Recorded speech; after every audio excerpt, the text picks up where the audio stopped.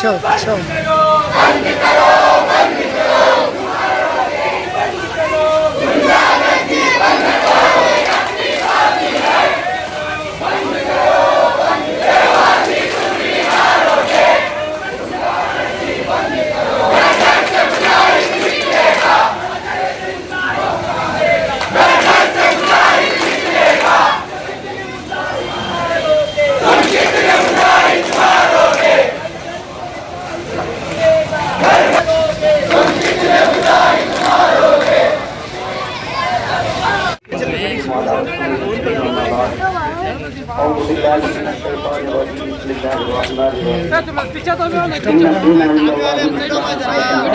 रसूलोगे तो मिट जाओगे हिंदी मुसलमानों, तुम्हारी दास्तां तक न होगी दास्तान होगी।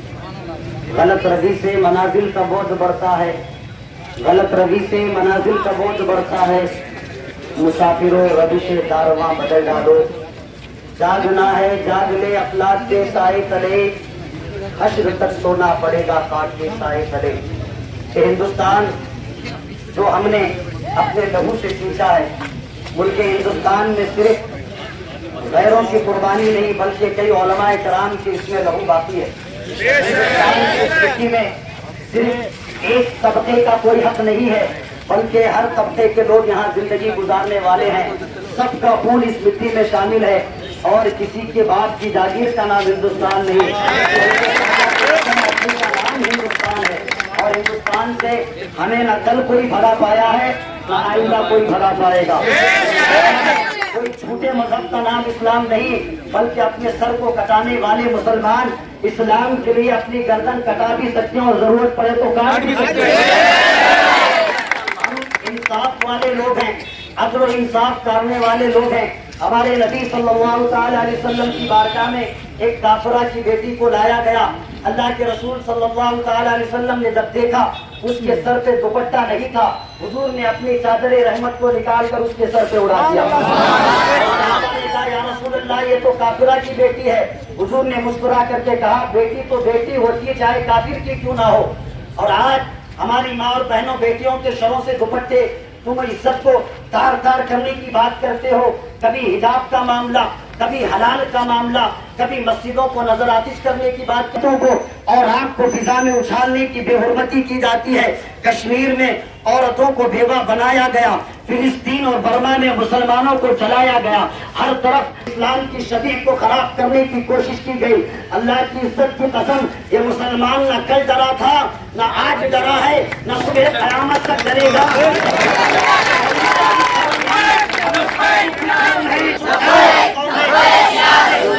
अल्लाह ने इसे इंदा किया था। एक शेर ने जब पूरे अंग्रेजों का सफाया हिंदुस्तान से कर दिया, ये तो अंग्रेज की नाजायज और रूहानी औलाद है आरएसएस।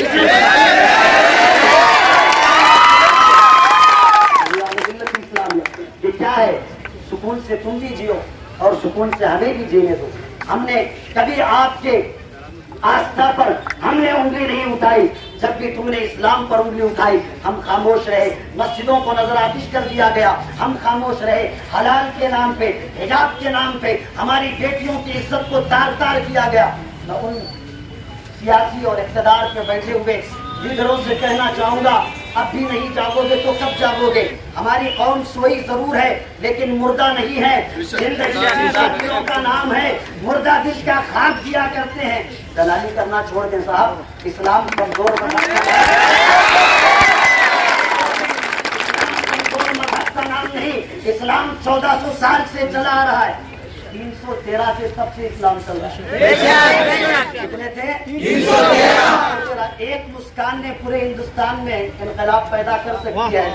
तो अंदाजा दादाएं जब 313 थे, 22,000 कई हजार के लश्कर के सामने हथियार नहीं डाले, निहत्थे होकर भी दुनिया वालों को पैगाम दे दिया, इस्लाम तेरी नब्ज में, इस्लाम कभी ना झुका था, ना झुका है, ना झुकेगा।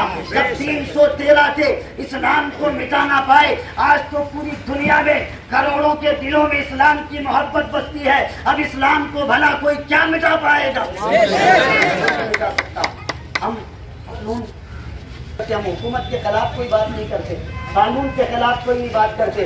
जो शर पसंद है, जो मस्जिदों को जलाने की, इस्लाम के हुकूक को दबाने की बातें करता है, हम उसको हरगिज़ नहीं छोड़ेंगे, उसको हरगिज़ नहीं छोड़ेंगे। चाहे हिजाब का मामला है, तो हमारी मुस्लिम माँ और बहनों ने सड़कों पे उतर के दिखा दिया कि आज भी चादरे जहरा की आबरू उन्होंने बचा ली, और हमारी माँ और बहनों ने बता दिया कि हमारी इज्जत पे तुम आंख उठाओगे, वो आंखें नोच ली जाएंगी। इस्लाम के खिलाफ भोंकेगी, वो जबान काट दी जाएगी। तो कल इस्लाम के खिलाफ उठेगा, काट दिया जाएगा।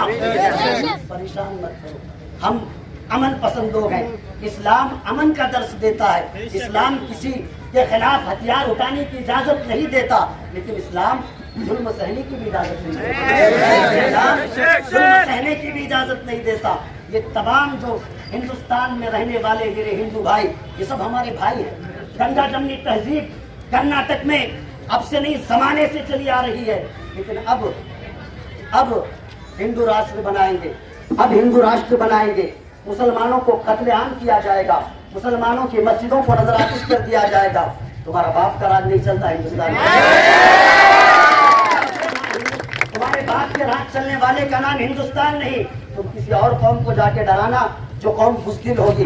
हम तो इमाम हुसैन के मानने वाले हैं। 6 माह के अली असगर को पेश करके अगर इस्लाम बचाने की बात आती है, तो 6 माह के असगर को पेश करके भी इस्लाम बचाया जाता है। घबराने की कोई जरूरत नहीं है। तो आप अपना इंसाफ, तमाम जो ये रियाया है, आप उनके साथ इंसाफ करें। मुसलमान तो अलग शहरी तसव्वुर ना करें। मुसलमान इसी हिंदुस्तान में पैदा हुआ और इसी हिंदुस्तान में मरेगा। और दिल्ली से लेकर के पंजाब तक पूरे दरख्तों पर जो लाशें लटकाई गई थी 1947 में, वो उलमाए किराम की लाशें थी। और जो उलमाए किराम को अपना किरदार पेश करने के लिए आगे आना पड़ेगा, और कौम को उलमा के साथ साथ मिलकर इस्लाम की छवि को जो बिगाड़ा जा रहा है, उस इस्लाम को फिर से हरा भरा करना पड़ेगा। इस्लाम को हरा भरा गांजा या शराब पी के नहीं किया जा सकता, नहीं, बल्कि मेरा शेरे मैसूर टीपू सुल्तान था। 3 घंटे के बाद करीब जाके जब उनकी नब्ज पकड़ी गई, तो डॉक्टरों ने कहा कि यार वो टीपू सुल्तान तो मरेंगे 3 घंटे हो गए। अल्लाहू अकबर। जब एक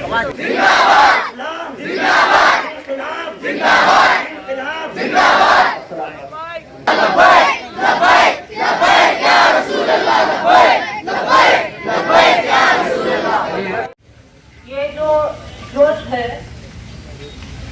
ये काम हमें अपने कर्नाटक को हम आज तक नहीं मालूम हुआ। असल में 4 बक्का खोल के अच्छा बोलता है तो कुछ शेर इंसान से हटा डालते हैं। ये हमारी पहली गलती है। तो की घर को बोले तो जीनरों को ऑटोमेटिकली शेर को देखे तो जलता सोचते, वो जलन में है कि नमक डालने का काम हमें करते थे। आपसे इसके बाद से जरा रोकेंगे। असल में क्या हो रहा करको बोले तो आज इंडिया ಅಂತಂದ್ರೆ ಭಾರತ ಅಂತಂದ್ರೆ ಈ ಪ್ರಜಾಪ್ರಭುತ್ವ ರಾಷ್ಟ್ರದಲ್ಲಿ ಇವತ್ತು ಏನಾಗ್ತಾ ಇದೆ ಅಂತಂದ್ರೆ ಸರ್ವಾಧಿಕಾರಿ ಧೋರಣೆ ಯಾವ ರೀತಿ ಅಂತಂದ್ರೆ ಅವರ ಅಪ್ಪನ ಮನೆ ಆಸ್ತಿ ತರ ಇವತ್ತು ನಡ್ಕೊಳ್ತಾ ಇದ್ದಾರೆ. ಯಾಕೆ ಅಂತಂದ್ರೆ ಹೇಳ್ತಿದ್ದೀನಿ ಅಂತಂದ್ರೆ ಮಧ್ಯಪ್ರದೇಶದಲ್ಲಿ ಒಂದು ರ್ಯಾಲಿ ಹೋಗಿತ್ತು. ಇವತ್ತು ನಿಮಗೆ ರ್ಯಾಲಿಗೋಸ್ಕರ ನೀವು ಪರ್ಮಿಷನ್ ತಗೊಂಡಿಲ್ಲ ಅಂತಂದ್ಬಿಟ್ಟು ಹಾಸ್ಪಾರಿ ಸರ್ಕಲ್ ಇದಕ್ಕ ಮುಂಚೆ ಬರಬಾರ್ದು ಅಂತ ಇವತ್ತು ಅಹಮದ್ನಗರಲ್ಲೇ ನಿಲ್ಸಿದ್ದಾರೆ. ಜೊತೆಗೆ ಇವತ್ತು ನನಗೆ ಯಾರು ಇನ್ವೆಸ್ಟ್ ಮಾಡಲಿಲ್ಲ. ಇವತ್ತು ನನಗೆ ಇನ್ವೆಸ್ಟ್ ಮಾಡಿರೋದು ಯಾರು ಅಂತಂದ್ರೆ ನಮ್ಮ ಡಿಪಾರ್ಟ್ಮೆಂಟ್ ಇಂದ ಅಂದ್ರೆ ಕಾನೂನಿನ ರಕ್ಷಕರು ಅಂತ ಏನ್ ಹೇಳ್ಕೊಂತಾರಲ್ಲ, ಅವ್ರಿಗೆ ನಮ್ಮ ಮೇಲೆ ತುಂಬಾ ಕಾಳಜಿ. ಯಾರು ಕರೀತಾರೋ ಇಲ್ಲ ಜಾಸ್ಮಿನಿಗೆ ನಾವದು ಕೇಳಲೇಬೇಕು ಬರ್ತಾರೋ ಇಲ್ಲೋ ಅಂತೇಳಿ. ಯಾಕಂದ್ರೆ ಕನ್ನಡ ಅರ್ಥಾಗತ್ತ ಅವ್ರು ಒಬ್ರದೇ ಅಂತ ಹೇಳೋ ಏನೋ ಗೊತ್ತಿಲ್ಲ. ನನಗೆ ಫೋನ್ ಮಾಡಿದ್ರು ಇವತ್ತು. ಫೋನ್ ಮಾಡ್ಬಿಟ್ಟು ಜಾಸ್ಮಿನ್ ಹಬ್ಬ ಬರ್ತಿದ್ದೀರಾ ಇಲ್ಲ ಇವತ್ತು, ನಿಮಗೆ ಕರೆದಿದಾರ ಇಲ್ಲ ಅಂತ ಹೇಳಿದ್ರು. ಇವಾಗ ಡಿಪಾರ್ಟ್ಮೆಂಟ್ ಅಂತ.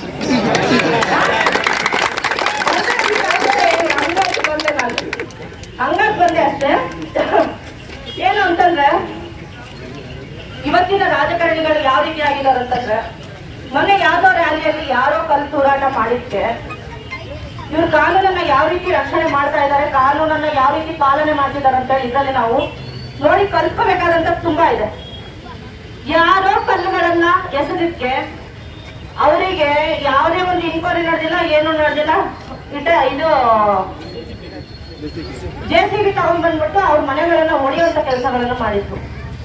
ಇದು ಅವ್ರಿಗೆ ಏನಂತ ತಿಳಿದಿದ್ದಾರೆ, ಇದು ತುಂಬಾ ಒಂದು ಘನತ್ಕಾರಿ ಕೆಲಸ ಅಂತ ತಿಳಿದಿದ್ದಾರೆ. ಇದು ಘನತ್ಕಾರಿ ಕೆಲಸ ಅಲ್ಲ, ಇದು ಹೇಳಿತನದ ಪರಮಾವಧಿ. ಹೇಳಿತನದ ಪರಮಾವಧಿ ಎಲ್ಲಿರುತ್ತೆ ಅಂತಂದ್ರೆ ಅವನ್ನ ಅರಗಿಸಿಕೊಳ್ಳುವಂತಹ ಶಕ್ತಿ ಇರೋದಿಲ್ಲ, ಯೋಚನೆ ಇರೋದಿಲ್ಲ, ನಾನ್ ಮಾಡ್ತಾ ಇರೋದು ಸರಿನೋ ತಪ್ಪು ಅನ್ನೋಂತ ಜ್ಞಾನ ಇರೋದಿಲ್ಲ. ದೇಶದ ಆಳ್ವಿಕೆ ನಡೆಸ್ತಾ ಇರೋದ್ರಿಂದ ನಮ್ಮ ದೇಶದಲ್ಲಿ ಇವತ್ತೇನಾಗ್ತಾ ಇದೆ ಅಂತಂದ್ರೆ, ವಯಸ್ಸಾದವರಿಂದ ಹಿಡಿದು ಚಿಕ್ಕ ಮಕ್ಕಳಿಂದ ಹಿಡಿದು ಯಾರಿಗೂ ಬಂದ್ಬಿಟ್ಟು ಸುರಕ್ಷತೆ ಇಲ್ಲ. ಇವತ್ತು ಅವ್ನು ಯಾವನ ಮುತಾಲಿಕ್ ಅಂತ ಹೇಳ್ಬಿಟ್ಟು ಹೇಳ್ತಾನ, ಅವ್ನು ಏನಿದೆ ಅಂತಂದ್ರೆ ಅವ್ನು ಮದ್ವೆನೂ ಆಗಿಲ್ಲ, ಅವನಿಗೆ ಹೆಂಡತಿನೂ ಇಲ್ಲ, ಮಕ್ಕಳು ಇಲ್ಲ. ಆದ್ರೆ ಬೇರೆ ಮಕ್ಕಳಿಗೆ ಹೆಂಡತಿಯನ್ನ ಅಂದ್ರೆ ಹುಡುಗಿರನ್ನ ಓಡಿಸ್ಕೊಂಡು ಹೋಗ್ರಿ ಅಂತ ಹೇಳ್ತಾನೆ. ಅವ್ನಿಗೆ ಒಂದ್ ಹೆಂಡತಿನ ಸಾಕತ್ತಿಲ್ಲದೆ ಇರುವಂತ ಮನುಷ್ಯ ಬೇರೆಯವರ ಶೂದ್ರರ ಮಕ್ಕಳಿಗೆ 10 ಹೆಣ್ಣು ಮಕ್ಕಳನ್ನ ಓಡಿಸ್ಕೊಂಡು ಹೋಗ್ರಿ ಅಂತಾನೆ. ಇವನ್ಗೆ ಎಂತ ನಾಮರ್ಗೆ ಎಂತ ನಾಲಾಯ ಸಿಗುತ್ತೆ. ಆದ್ರೆ ಅವನು ಹೇಳೋದೇನು ಅಂತಂದ್ರೆ, ಅವ್ರು ಹೇಳ್ತಾನಂತ ನಾವು ಅದೇ ಶರ್ಮಿತಿನ ಕೆಲಸ ಮಾಡಲ್ಲ. ನಾವು ಅವ್ರ ಮನೆ ಹೆಣ್ಮಕ್ಳಿಗೂ ನಮ್ಮ ದೇಶದಲ್ಲಿ ಹೆಣ್ಣು ಅನ್ನುವಂಥದ್ದು ಕೇವಲ ನಾವು ಹೆಣ್ಣು ಜಾತಿ ಮಾತ್ರ ನೋಡೋದೇನು ಅಂತಂದ್ರೆ, ಹೆಣ್ಣು ಒಂದು ಜಾತಿ, ಗಂಡು ಒಂದು ಜಾತಿ. ಅದರಲ್ಲಿ ಹಿಂದೂ ಮುಸ್ಲಿಂ ಅಂದ್ರೆ ನಾವು ಡಿವೈಡ್ ಮಾಡ್ಲಿಕ್ಕೆ ಆಗೋದಿಲ್ಲ. ಯಾಕಂದ್ರೆ ಹೆಣ್ಣನ್ನ ನಾವು ತಾಯಿ ಜಾತಿಯಾಗಿ ನೋಡ್ತೀವಿ. ಹೆಣ್ಣನ್ನ ತಾಯಿ ಜಾತಿಯಾಗಿ ನೋಡುವಾಗ ಯಾವುದೇ ಮನೆಯ ಹೆಣ್ಣಾದ್ರೂ ನಾವು ಅಷ್ಟೇ ಗೌರವ ಕೊಡ್ತೀವಿ. ಇದೇ ನಮಗೆ ಕಲ್ಸಿರುವಂತದ್ದು ಇಸ್ಲಾಂ. ಇಸ್ಲಾಂ ಏನ್ ಕಲ್ಸಿದೆ ಅಂತಂದ್ರೆ, ನೀನು ಇರುವಂತಹ ಭೂಮಿಯನ್ನು ನೀನ್ ಪ್ರೀತಿ ಮಾಡ್ಬೇಕು, ಗೌರವಿಸ್ಬೇಕು. ಅದ್ರ ಜೊತೆಗೆ ನಿನ್ನ ಸುತ್ತಲಿರುವಂತಹ ಹೆಣ್ಣು ಜಾತಿ ಎಲ್ಲೇ ಇರಲಿ, ಯಾವುದೇ ಕಷ್ಟದಲ್ಲಿದೆ, ಅದಕ್ಕೆ ನೀನು ಸಹಾಯ ಹಸ್ತವನ್ನು ನೀಡಬೇಕು. ಗೊತ್ತಾಯ್ತಾ? ಅಲ್ಲ ಬೇರೆಯವರಲ್ಲ, ನಿಮ್ಮದೇ ಮನೆ ಹೆಣ್ಮಕ್ಕಳಿಗೆ ಯಾರಾದ್ರೂ ಕೆಟ್ಟ ದೃಷ್ಟಿ ಹಾಕಿದ್ರೆ ಅದೇ ಕಣ್ಣ ಕಿತ್ತಿ ಅವ್ರ ಕೈ ಕೊಡುವಂತ ಕೆಲಸ ನಾವುಗಳು ಮಾಡ್ತೀವಿ. ನೀವು ನಮ್ಮ ರಕ್ಷಣೆಗೆ ಬರ್ಬೇಕಾಗಿಲ್ಲ, ಆದ್ರೆ ಅದೇ ರೀತಿಯಾಗಿ ನಮ್ಮ ಮೇಲೆ ಕೆಟ್ಟ ಕಣ್ಣನ್ನು ಇನ್ನೊಂದೇನು ಅಂತಂದ್ರೆ ಇದು ಶಾಂತಿಯುತ ರಾಷ್ಟ್ರ, ಇನ್ನೊಂದೇನು ಅಂತಂದ್ರೆ ಸೆಕ್ಯುಲರ್ ರಾಷ್ಟ್ರ. ಇದು ಸೆಕ್ಯುಲರ್ ಆಗೇ ಇರ್ಲಿಕ್ಕೆ ಬಿಡಿ. ಇಲ್ಲಿ ಯಾರು ಬಂದ್ಬಿಟ್ಟು ಇಸ್ಲಾಂ ದೇಶ ಆಗ್ಬೇಕು ಅಂತ ಯಾರು ಹೇಳಿದವರಿಲ್ಲ. ಆದ್ರೆ ನಿಮಗೇನು ಇಷ್ಟು ವರ್ಷ ಇಲ್ಲ, ಇವಾಗ ಏನು ಅಂತ ಅಭದ್ರತೆ ಕಾಡ್ತಾ ಇದೆ ನಿಮ್ಗೆ ಹಿಂದೂ ರಾಷ್ಟ್ರ ಮಾಡ್ಲಿಕ್ಕೆ? ಏನ್ ಹಿಂದೂ ರಾಷ್ಟ್ರ ಅಂದ್ರೆ ಏನು? ಇದೇ ಕಂಡರೆ ಮನೆ ಹೆಣ್ಮಕ್ಳನ್ನ ಹಾಳ್ಗೆಡುರಿ, ಆಮೇಲೆ ಮನೆಗಳನ್ನ ಒಡೆದೇ ಬೀದಿ ಪಾಲ್ ಮಾಡಿ, ಇದೇನ ಹಿಂದೂ ರಾಷ್ಟ್ರ ಅಂತಂದ್ರೆ? ನಾನ್ ಅನ್ಕೊಂಡಿದ್ದೆ ಹಿಂದೂ ಅಂತಂದ್ರೆ ಒಂದು ತುಂಬಾ ಒಂದು ಶಾಂತಿಯುತವಾದಂತಹ ಒಂದು ಇದಿರ್ಬೇಕು ಬಿಡು ಅಂತೇಳಿ ಅಜೆಂಡಾ ಇರ್ಬೇಕು. ಅಂದ್ರೆ ಹಿಂದೂ ಅಂದ್ರೆ ಒಂದು ಜಾತಿನೇ ಅಲ್ಲ, ಅದು ಬೇರೆ ಮಾತು. ಸನಾತನ ಅಂತಂದ್ರೆ ನಾನು ಅಂತ ತಿಳಿದಿದ್ದೆ. ಸನಾತನ ಧರ್ಮ ಅಂತಂದ್ರೆ ಯಾರಿಗೂ ಏನೇ ತೊಂದರೆ ಮಾಡದೆ, ಏನೊಂದು ತೊಂದರೆ ಮಾಡದೆ ಎಲ್ಲರ ಜೊತೆಗೆ ಸಹಬಾಳ್ವೆಯಿಂದ ನಡ್ಸ್ಕೊಂಡು ಹೋಗೋದೇ ಒಂದು ಸನಾತನ ಧರ್ಮದ ಒಂದು ಇದು ಅಂತ ತಿಳಿದಿದ್ದೆ. ಆದ್ರೆ ಇವತ್ತಿನ ದಿವಸ ಹಿಂದುತ್ವ ಅಂದ್ರೆ ಏನು, ನಮ್ಮಲ್ಲಿರುವಂತಹ ಉಳುಕಂದ್ರೆ ಏನು, ಇದನ್ನ ಪರಿಪರಿಯಾಗಿ ವಿವರಿಸ್ತಾ ಇದ್ದಾರೆ. ಯಾವ ರೀತಿ? ನಾವಂತೆ ಬೇರೆ ಯಾರು ಜೀವನ ಮಾಡಬಾರ್ದು, ಗುಲಾಮಿತನದೇ ಹಿಂದುತ್ವ ಅನ್ನೋದನ್ನ ಇವತ್ತು ಕ್ಲಿಯರ್ ಕಟ್ ಆಗಿ ತೋರಿಸ್ತಾ ಇದ್ದಾರೆ ನಮಗೆ. ಅದ್ರ ಜೊತೆಗೆ ನಾವು ಕೂಗಾಡೋದ್ರಿಂದ, ನಾವಿಲ್ಲಿ ನಮ್ಮ ಶಕ್ತಿ ಪ್ರದರ್ಶನ ಮಾಡೋದ್ರಿಂದ ಏನು ಪ್ರಯೋಜನ ಇಲ್ಲ. ನೀವು ಅಸಲ್ ನಿಮ್ಮ ಅಪ್ಪನಿಗೆ ಹುಟ್ಟಿರುವಂತರಾದ್ರೆ 60 ವರ್ಷದ ಅಜ್ಜಿ ಮೇಲೆ ನಿಮ್ಮ ಒಂದು ಗಂಡಸ್ತನ ಆಗ್ಲಿ, ನಿಮ್ಮ ಒಂದು ಶಕ್ತಿಯನ್ನ ಪ್ರದರ್ಶನ ಮಾಡೋದನ್ನ ನಿಲ್ಲಿಸಿ. ಯಾಕಂದ್ರೆ 60 ವರ್ಷದ ಅಜ್ಜಿ ಮಸ್ಜಿದ್ ಅನ್ನ ಕೆಡಬೇಡಿ ಅಂತೇಳಿ ಅದು ಮುಂದ್ ನಿಂತ್ಕೊಂಡ್ರೆ ಅದ್ರ ಕೈ ಹೊಡೆದಾಕಿದ್ದಾರೆ. ನಾಚಿಕೆ ಆಗೋದಿಲ್ವಾ ನಿಮಗೆ? ಉಳ್ಕೊಂಡಿದೀಯಾ? ನಿಮ್ಮ ಮನೆಗಳಲ್ಲೂ ನಿಮ್ಮ ತಂದೆ ತಾಯಿ ಅವರೆಲ್ಲರೂ ಇದ್ರೆ ಅವ್ರಿಗೂ ಅದೇ ವಯಸ್ಸಿರ್ತದೆ. ಮತ್ತು ಮನುಷ್ಯರಂತೆ ಕಾಣೋದನ್ನ ಕಲೀರಿ. ನಿನ್ನೆ ಬಾಬಾ ಸಾಹೇಬ್ ಅಂಬೇಡ್ಕರ್ ಅವರ ಜನ್ಮದಿನ ಆಗಿತ್ತು.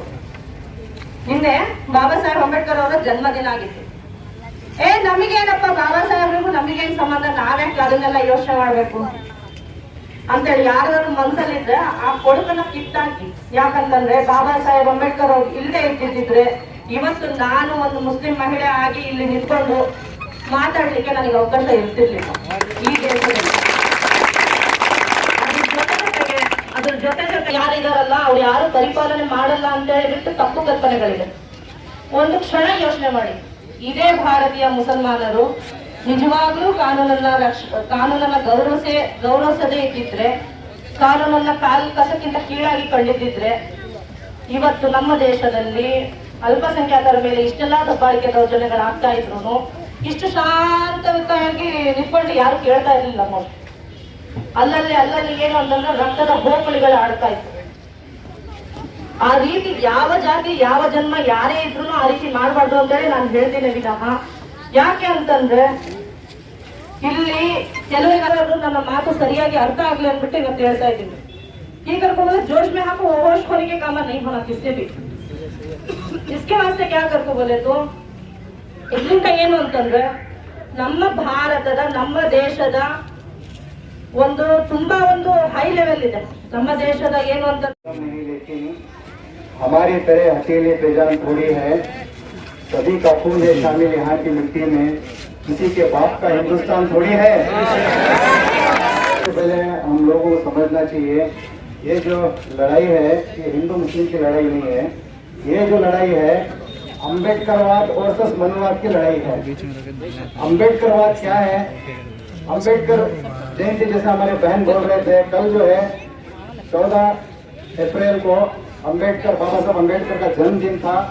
हम लोग जो है बहुत खुशियों के साथ मनाए, लेकिन क्या है यहाँ पे ये मनुवादी लोग हैं, ये संघ परिवार के लोग हैं, इनको अम्बेडकर साहब जो हमको संविधान दे के गए वो संविधान जो है हटाने के लिए ये लोग कोशिश कर रहे हैं। और अम्बेडकर का संविधान हटाना, बाबा साहब अम्बेडकर का संविधान उतना आसान नहीं है। इसके लिए लोग क्या करते हैं, चोर रास्ता तलाश करते हैं। मेरे भाइयों, ये मुल्क जो है हजारों साल से जो है यहाँ की तहजीब से जाना गया है। मेरे भाई 14 से हुकूमत पे आए, इस मुल्क के नाम को, इस मुल्क की इज्जत को नीलाम कर रहे हैं। मेरे भाई आपको मालूम होना चाहिए पूरी दुनिया के अंदर आज इनकी हरकतों की वजह से, इनके कारनामों की वजह से आज पूरी दुनिया के अंदर जो है हर मुल्क के अंदर थूक रहे हैं। और एक बात आपको मैं क्लियर करना चाहता हूँ, हिंदुइज्म अलग है, हिंदुत्व अलग है। हिंदुइज्म क्या है? अलग है। हिंदुइज्म क्या है? हिंदुइज्म जो है महात्मा गांधी जी ने फॉलो किया, विवेकानंद जी ने फॉलो किया, मिलकर जीना सिखाता है हिंदुइज्म। मेरे भाइयों, बैठे भाई, इस मुल्क के अंदर जो है हिंदू मुस्लिम के अंदर जो है फसाद डालकर, दुश्मनी डालकर यहाँ पे हुकूमत करना चाहते हैं। लेकिन मैं ये कहना चाहता हूँ, जब तक बाबा साहब अम्बेडकर जो संविधान जो है इस मुल्क के ऊपर कायम रहेगा, उस वक्त जो है कोई भी मनुवादी, कोई भी संघवादी, कोई भी आरएसएस का जो है इस मुल्क की गंगा जमनी तहजीब को किसी हालत में नुकसान नहीं पहुंचा सकता। हम उसकी हिफाजत की जिम्मेदारी लेते हैं भाइयों। हम लोग को कुछ भी हमारे मुल्क के संविधान को बचाना है, इनको दुश्मनी है। क्या अगले बात करेंगे जब हमें डिपार्टमेंट के पास पूरी सीडी ड्राइव पूरा डॉक्यूमेंट के साथ हमें जाकर कंप्लेंट करने की कोशिश करें, ए गाड़ी ಇಲ್ಲಿ ಸಾಮರಸ್ಯ ಇದೆ, ಅಣ್ಣ ತಮ್ಮರಿಂದ ಬಾಳಬೇಕು, ಗಾಡಿ ಕೇಸ್ ಮಾಡೋದು ಗತಿ हमारे ऊपर 100 मोटा केस डाले थे। ನಾವು ಚಿಕ್ಕ ಪುಟ್ಟ ಏನಾರ ಮಾಡಿದ್ರು 100 मोटा केस। ये 6 महीने पहले मुतल्लिक पूरे गांव को मने हत्र नुग्गी ಹೊಡಿತೀನಿ करको बोला, इनको 100 मोटा केस डाल दो, उसे अंदर डालने के दम नहीं है। खाली क्रियेಗೆ ಪ್ರತಿಕ್ರಿಯೆ ಮುಖ್ಯಮಂತ್ರಿ बोले से बात ನೀನು ನಮ್ಮ ಮನೆ ಹತ್ರ ಬಂದ್ರೆ 4 ಜನ ನಿನ್ನ ಹೆಣವನ್ನು ತಗೊಂಡು ಹೋಗಕ್ಕೆ ರೆಡಿ ಇದ್ರೆ ನಮ್ಮ ಮನೆ ಹತ್ರ ಬಾ करको हमारे एसडीपीआई के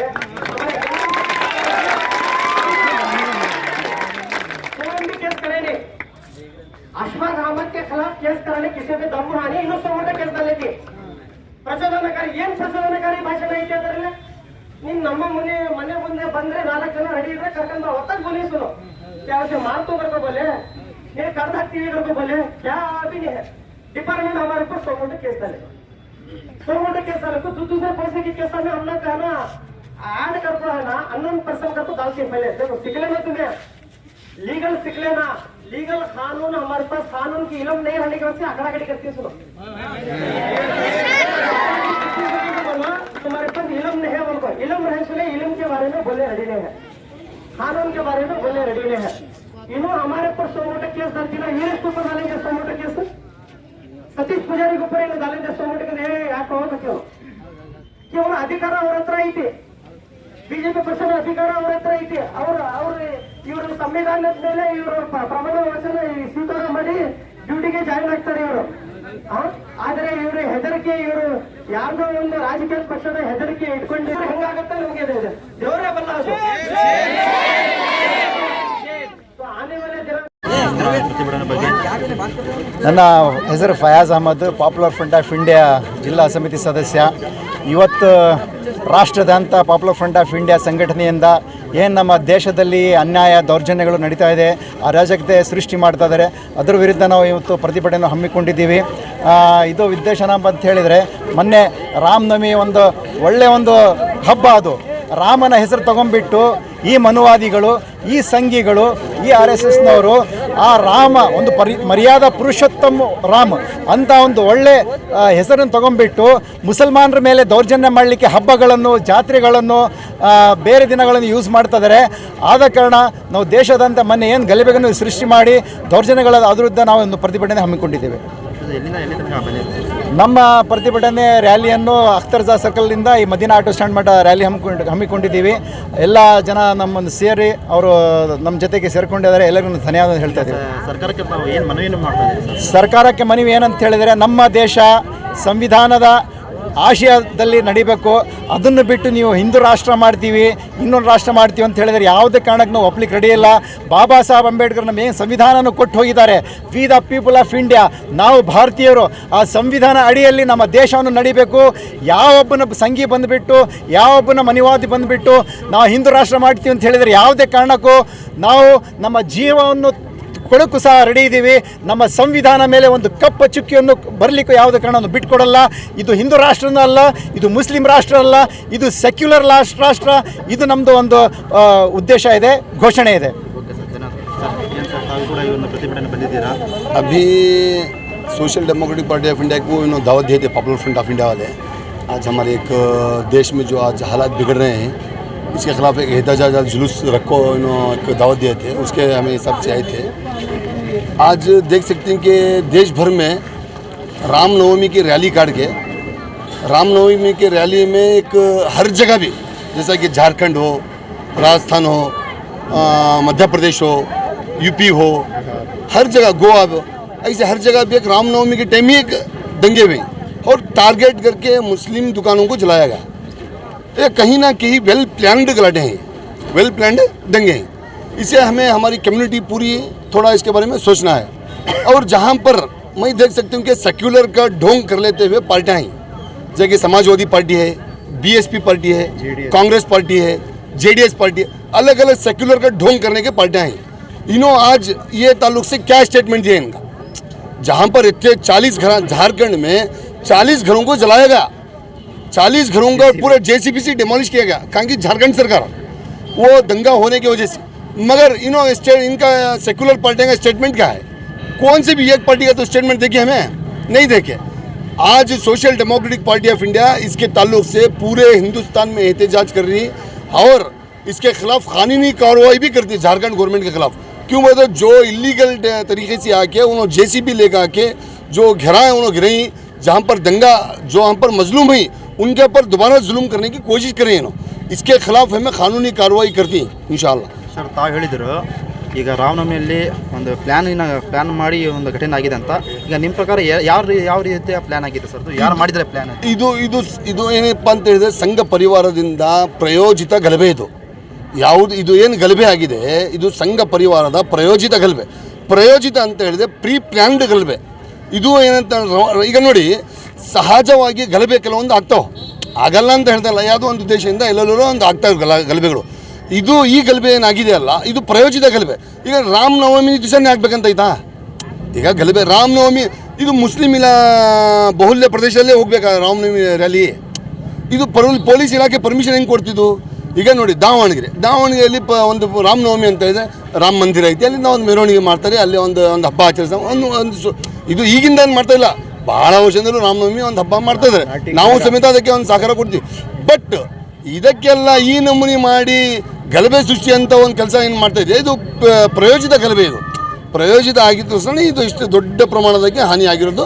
ಮತ್ತು ಆಮೇಲೆ ಒಂದು ಓಣಿಯಲ್ಲಿ ಒಂದು ಸಂಧಿಯಲ್ಲಿ 15 ಅಂಗಡಿಗಳು ಇದ್ದಾವೆ, ಅಲ್ಲೇ ಒಂದು 4 ಅಂಗಡಿ ಮುಸ್ಲಿಂ, ಅಲ್ಲೇ ಇದ್ದ ಆ 4 ಅಂಗಡಿಗಳಿಗೆ ಟಾರ್ಗೆಟ್ ಮಾಡಿ ಮಾಡ್ತಾ ಇದ್ದಾರೆ ಅಂದಮೇಲೆ ಇದು ಪ್ಲ್ಯಾಂಡ್ ಗಲಭೆ, ಇದು ಬೇರೆ ಏನಿಲ್ಲ. ಇದರ ಬಗ್ಗೆ ಐತಲ್ಲ ಸರ್ಕಾರ ಒಂದು ಹಿಂದೆ ಐತಿ.